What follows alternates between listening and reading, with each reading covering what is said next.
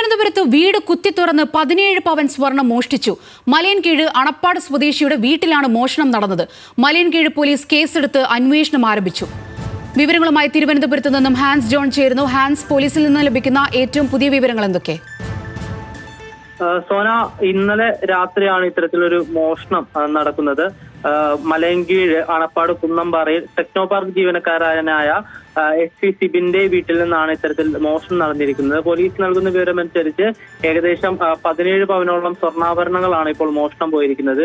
വീടിന്റെ പുറകിലെ വാതിൽ കുത്തി തുറന്നുകൊണ്ടാണ് മോഷ്ടാക്കൾ അകത്ത് പ്രവേശിച്ചിരിക്കുന്നതെന്നാണ് ലഭിക്കുന്ന വിവരം. കിടപ്പുമുറിയിലെ അലമാരയിൽ സൂക്ഷിച്ചിരുന്ന ആഭരണങ്ങളാണ് നിലവിൽ മോഷണം പോയിരിക്കുന്നത്. എന്തായാലും ഫോറൻസിക് സംഘം അടക്കം സംഭവ സ്ഥലത്തെത്തി പരിശോധന നടത്തിയിട്ടുണ്ട്.